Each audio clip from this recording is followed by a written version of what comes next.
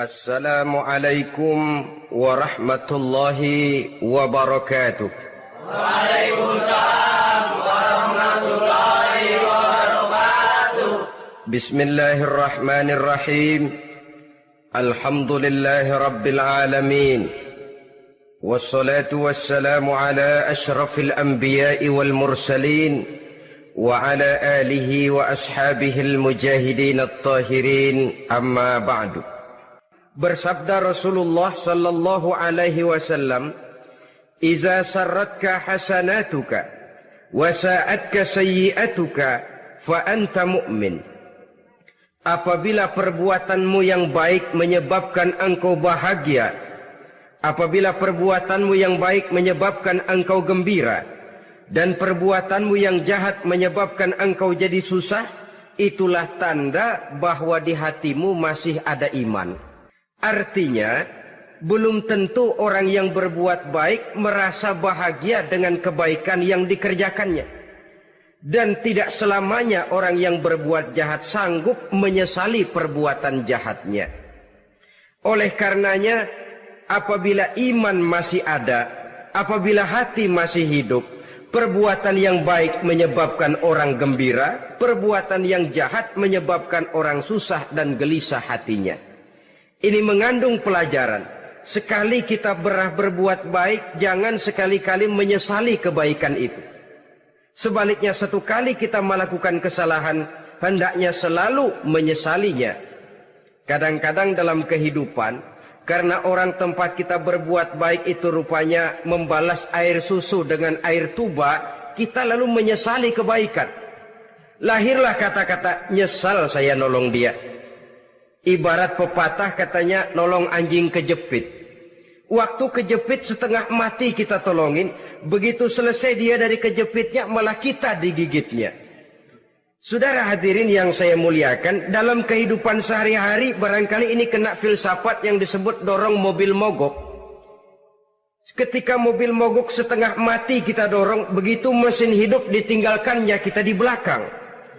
Sesungguhnya perbuatan kita yang baik tidak harus disesali. Karena disesali atau tidak, toh perbuatan itu sudah kita lakukan. Dan penyesalan atas segala kebaikan hanya akan mengurangi nilai pahala kebaikan itu sendiri. Berbahagialah apabila berbuat baik, walaupun orang yang kita melakukan kebaikan membalasnya dengan kejahatan.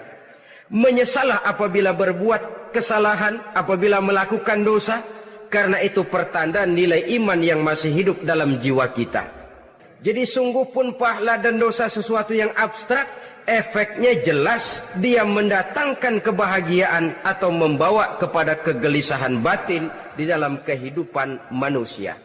Saudara-saudara kaum muslimin rahimakumullah, yang dinamakan pahala, kata Imam Ali Al-Jurjani dalam kitab At-Ta'rifatnya, "Ma yastahiqqu bihi ar-rahmatu wal maghfiratu minallahi ta'ala." Sesuatu yang pelaksananya berhak untuk mendapat rahmah dan ampunan dari Allah. Dengan kata lain, nilai pahala adalah akibat dari perbuatan-perbuatan di dalam melaksanakan perintah dan anjuran yang ada di dalam kehidupan agama. Apabila perintah dan anjuran kita laksanakan, nilai pahala itu lalu datang. Nah, nilai pahala dalam Islam, menurut konsepsi Quran, Allah menjelaskan, "Man jaa bil hasanati falahu asyru amsalihha." Barang siapa yang datang membawa satu kebajikan, barang siapa yang melaksanakan satu kebaikan, maka dia akan mendapat balasan 10 kali dari kebaikan yang dikerjakannya. 10 kali ini pun masih dilipat gandakan dengan 7. 7 ini pun masih dikalikan 100. Dan itu pun masih ditambah dengan pernyataan, "Wallahu yudha'ifu liman yasha." Allah masih akan melipat gandakan perbuatan baik seseorang yang dikehendakinya. Itulah nikmatnya dalam Islam. Tetapi sebaliknya, "Wa man jaa'a bis-sayyi'ati fala yujza illa mislaha."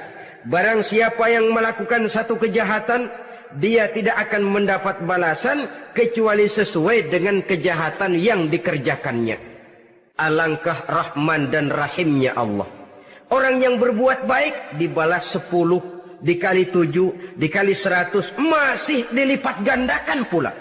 Tapi orang yang berbuat jahat tidak akan mendapat balasan kecuali sesuai dengan kejahatan yang dikerjakannya. Ini kan beda dengan sifat kita manusia. Kita ini kadang-kadang kalau dijitak membalasnya mukul. Tapi kalau orang berbuat baik kepada kita, kita enggan untuk berbuat baik kepada orang tadi. Allah tidak mengajarkan begitu. Satu kebaikan berbalas 10. Satu kejahatan berbalas dengan satu kejahatan. Maha Rahman dan Rahim Allah. Bahkan dalam Islam, niat berbuat baik saja mendapat pahala. Sedangkan niat berbuat jahat belum ditulis merupakan satu dosa sampai kejahatan itu dikerjakan oleh orang yang niat tadi. Umpamanya, saudara niat, nanti malam giliran pengajian saya mau hadir di majelis taklim. Pas datang waktu malam, hujan turun sangat lebat. Saudara berhalangan datang ke majelis taklim, saudara sudah mendapat pahala niat.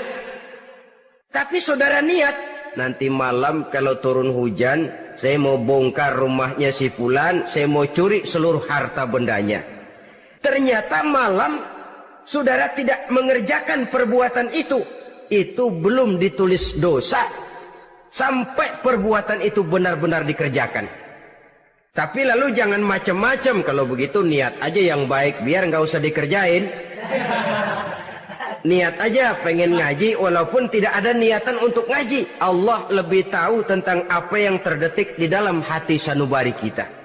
Itulah sebabnya sangat dianjurkan orang untuk melakukan segala macam kebajikan. Dan dianjurkan orang menjauhkan segala macam bentuk kejahatan. Karena dia akan berefek melahirkan dosa dan pahala. Dosa dan pahala itulah alat untuk memperoleh kebahagiaan di alam kubur, di padang mahsyar, sampai di akhirat nanti. Di dunia ini mungkin segalanya bisa kita beli dengan yang namanya uang. Keamanan kita bisa menyewa petugas untuk menjaga rumah kita.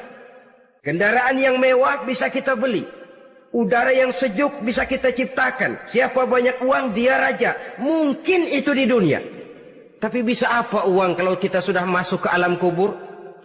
Bisakah munkar nakir kita sogok? Udah karkir, jangan nanya nih, cepet. Bisakah malaikat azab menyingkir dengan uang semir? Ternyata tidak. Untuk memperoleh kebahagiaan di sana, nilai pahala.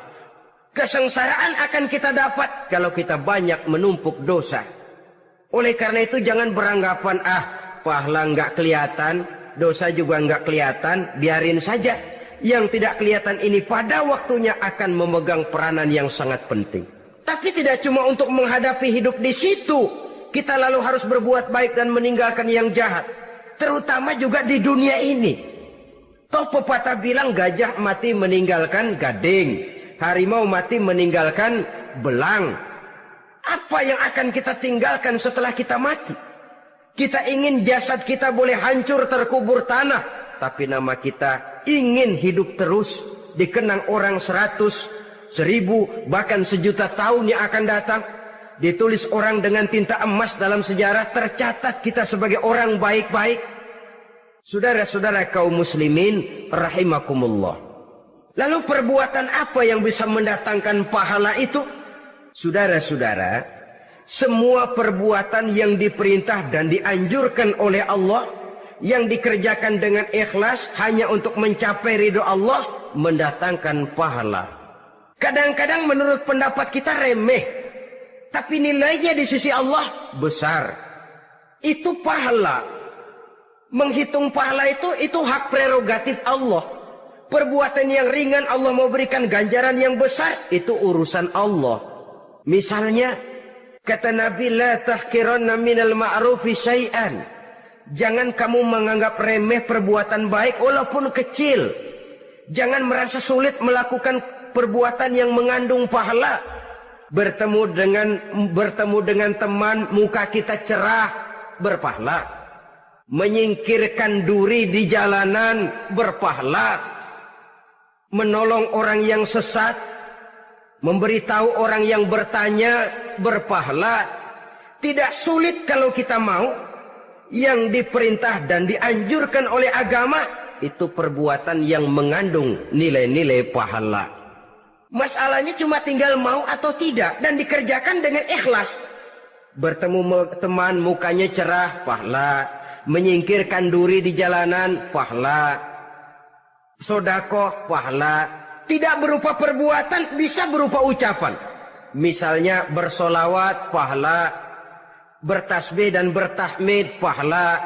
Kata Nabi, kalimatani khafifatani 'alal lisan, saqilatani fil mizan.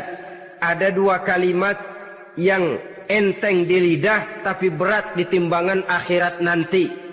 Apa itu? Subhanallah walhamdulillah. Itu kan amalan yang ringan, perbuatan yang mudah saja, tapi nilainya demikian besar dalam pandangan Allah. Jadi pendeknya, perbuatan yang bernilai pahala adalah perintah dan anjuran agama yang dilaksanakan dengan ikhlas semata-mata untuk mencapai ridho Allah, itu mengandung pahala. Niat dasarnya itu harus karena Allah. Landasannya harus karena ikhlas. Bukan cuma sekedar basa-basi, tidak karena ingin dipuji orang, tidak karena mengharap tanda jasa, tapi ikhlas semata-mata.